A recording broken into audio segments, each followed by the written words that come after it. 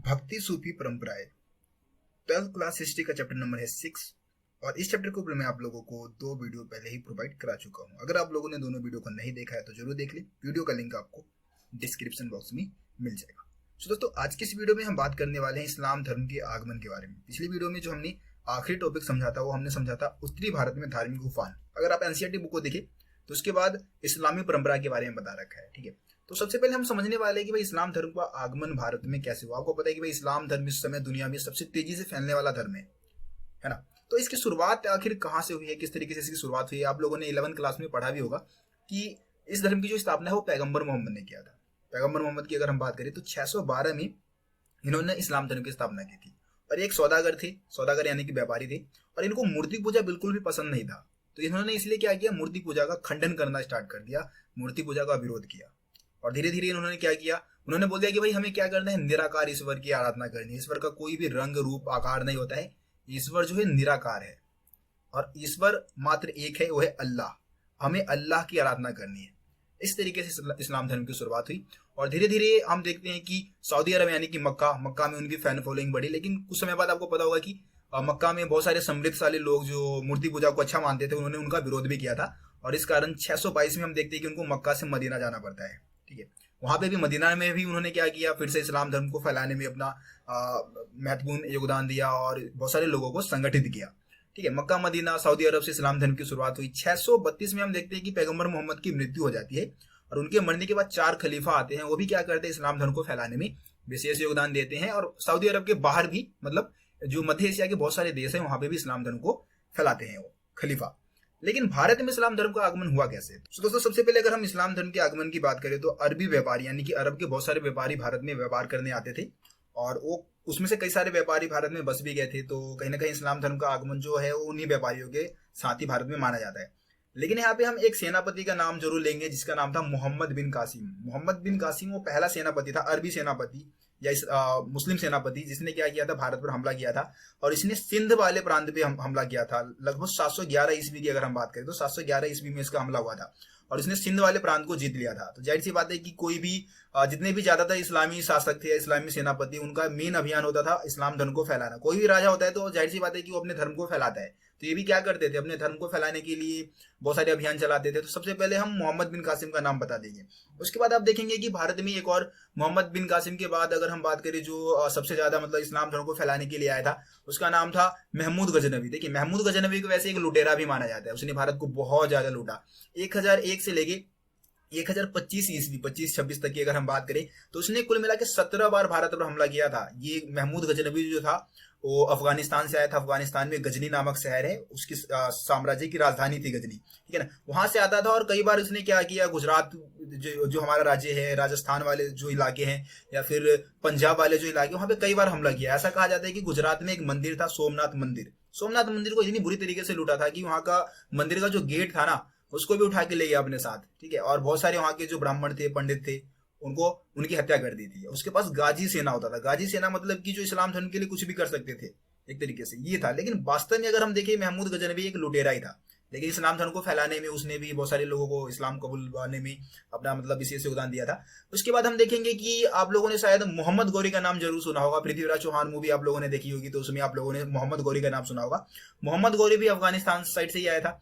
और मोहम्मद गौरी ने तराइन का जो दूसरा युद्ध हुआ था 1192 में, उसमें उसने क्या किया, पृथ्वीराज चौहान को हरा दिया। ऐसा माना जाता है कि पृथ्वीराज चौहान के बाद तो भाई भारत में कोई हिंदू शासक रहा ही नहीं, ज्यादातर सारे इस्लामी शासक ने ही क्या किया, भारत पर शासन किया। तो मोहम्मद गौरी ने जब पृथ्वीराज चौहान को मार दिया था तो उसके बाद उसका एक गुलाम था जिसका नाम था कुतुबुद्दीन ऐबक। अब हम दिल्ली सल्तनत की बात कर रहे हैं, 13वीं सदी, यानी कि लगभग हम 1206 की बात कर रहे हैं डेट। ठीक है, आप अगर चाहते हैं कि दिल्ली सल्तनत के ऊपर में एक प्रॉपर अलग से वीडियो बना दूं तो दिल्ली सल्तनत पे 5 वंशों ने क्या किया था, शासन किया था। अगर आप लोग चाहते हैं कि भाई इस पे एक अलग से मैं प्रॉपर वीडियो बना दूं तो आप लोग मेरे को कमेंट में जरूर बता देना, मैं अलग से वीडियो बना दूंगा। तो देखिए, दिल्ली सल्तनत की स्थापना हुई थी 1206 में। मोहम्मद गौरी का एक गुलाम था जिसका नाम था कुतुबुद्दीन ऐबक। कुतुबुद्दीन ऐबक ने क्या किया, दिल्ली सल्तनत की स्थापना की थी। कुतुब मीनार का जो निर्माण का जो कार्य है इसी ने शुरू करवाया था। ठीक है, उसके बाद आप देखेंगे कि ये जो दिल्ली सल्तनत है, इसकी स्थापना 1206 में हुई थी और आखिरकार ये 1526 तक चलता रहा। 1526 में ही जाके जब बाबर ने मुगल वंश की स्थापना की, दिल्ली सल्तनत का अंतिम सुल्तान जो था वो था इब्राहिम लोदी। इब्राहिम लोदी को पानीपत के प्रथम युद्ध में किसने हराया था? प्रथम युद्ध में हराया था बाबर ने। और बाबर ने फिर मुगल वंश की स्थापना की और मुगल वंश ने भी काफी लंबे समय तक भारत पे शासन किया। 1857 में ही मुगल वंश का जो अंतिम शासक था बहादुर शाह जफर जो थे, उनकी मृत्यु हो गई थी। उसके बाद ही मुगल वंश का खात्मा हो पाया। नहीं तो आप बीच में देखेंगे तो ये लगभग 1206 से लेकर हम 1857 अंतिम मुगल बादशाह तक की अगर हम समय काल की बात करें तो तब तक सारे इस्लामी शासकों ने ही, मतलब मुस्लिम जो शासक थे उन्होंने ही भारत पे शासन किया था। और ये सभी शासक क्या करते थे? इस्लाम धर्म को फैलाने में अपना विशेष योगदान देते थे। इस्लाम धर्म को कबूलवाने में, मतलब उसको फैलाने में विशेष योगदान इनका रहता था। ये क्या करते थे? लोगों से एक विशेष प्रकार का टैक्स वसूला करते थे जिसको हम बोलते हैं जजिया कर। अबे जजिया कर क्या होता है? जजिया कर उस कर को कहते हैं जो सिर्फ गैर मुस्लिम लोगों से लिया जाता था, यानी कि जो इस्लाम धर्म को नहीं मानते हैं, जो इस्लाम धर्म को मानते थे उनसे ये जजिया कर नहीं लिया जाता था। तो बहुत सारे गरीब लोग जजिया कर से बचने के लिए भी उन्होंने क्या किया? इस्लाम धर्म को अपना लिया। तो इससे भी क्या हुआ? इस्लाम धर्म का प्रचार हुआ। दोस्तों हम इस्लाम धर्म की 5 शिक्षाओं की बात कर लेते हैं। ये भी जो टॉपिक है काफी ज्यादा इंपॉर्टेंट है लेकिन आसान भी है काफी। देखिए, पैगंबर मोहम्मद ने जो 5 उपदेश दिए थे जो कि हर एक मुसलमानों को मानना चाहिए, वो है कि अल्लाह एकमात्र ईश्वर है और पैगंबर मोहम्मद उनके दूत है। दूत यानी कि संदेश वाहक, जो कि कहने का मतलब इस लाइन का ये है कि भाई जो पैगंबर मोहम्मद है वो क्या करते हैं? अल्लाह के जितने भी संदेश है वो लोगों तक पहुंचाते हैं, या फिर यूं कहते हैं कि लोगों का जो संदेश है वो अल्लाह तक पहुंचाने का काम करते हैं। इसी को हम दूत बोलेंगे, है ना। इसके अलावा हम बात करें तो भाई दिन में 5 बार नमाज पढ़ी जानी चाहिए। रमजान के महीने में रोजे रखने चाहिए। इसके अलावा खैरात बांटना चाहिए। खैरात बांटने का मतलब है कि भाई गरीब लोगों की हेल्प की जानी चाहिए, गरीबों को दान देना चाहिए, है ना।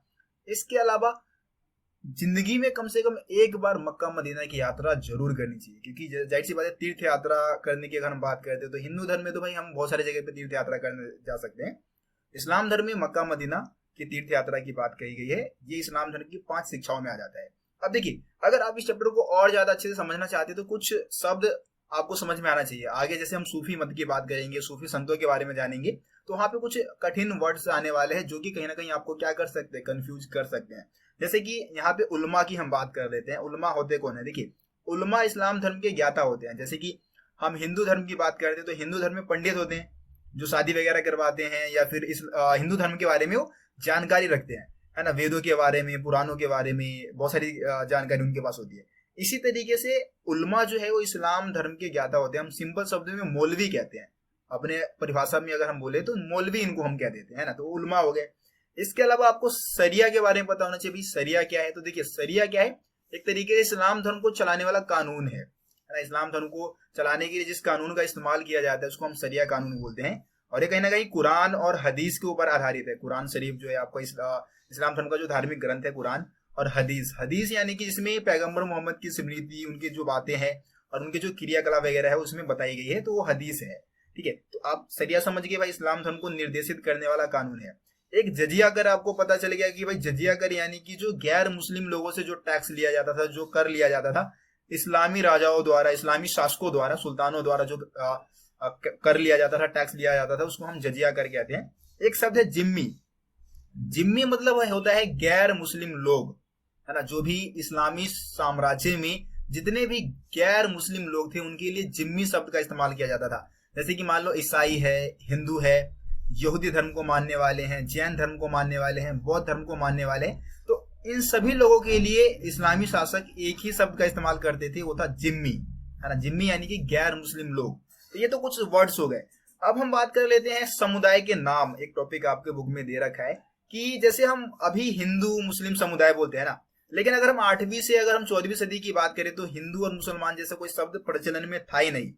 बल्कि हम क्या करते, जितने भी मुस्लिम शासक भारत में आते थे या जितने भी मुस्लिम लोग भारत में आते थे उनको हम क्या करते थे, जिस स्थान पे से वो आए थे ना उस स्थान के नाम पे हम उनको क्या करते थे, बुलाया करते थे। जैसे कि कोई तुर्की से आया है तो उसको हम तुरुस्क बोल दिया, तुरुस्क मुसलमान हो गए वो, है ना। इसके अलावा जो तजाकिस्तान से आए तो ताजिक हो गया, अगर फारस से आए तो पारसिक हो गया। इस तरीके से हम नाम बुलाया करते थे, है ना। इसके अलावा कई बार हम देखते हैं कि कुछ मध्य एशिया साइड से आए, जैसे तुर्की और अफगान, जो अफगान थे उनके लिए कई बार आप देखेंगे प्राचीन काल में शक बोला जाता। शक वंश के राजा जो थे कहीं ना कहीं तुर्की और अफगानिस्तान साइड से ही आए थे, है ना। इसके अलावा यमन है, यमन यानी कि जो ग्रीक लोग हैं उन सब के लिए भी कुछ अलग ही शब्द इस्तेमाल किए जाते थे। और कई बार इनके लिए सिंपल हम मलेच शब्द का इस्तेमाल कर दिया करते थे। मलेच्छ यानी कि जिनको संस्कृत भाषा का नॉलेज नहीं होता था, जो संस्कृत भाषा को नहीं जानते थे और जो ऐसी भाषा बोलते थे जो कि संस्कृत से बिल्कुल अलग हुआ करती थी। सो गाइस ये सारी चीजें हैं जो कि आप लोगों को समझ में जरूर आना चाहिए।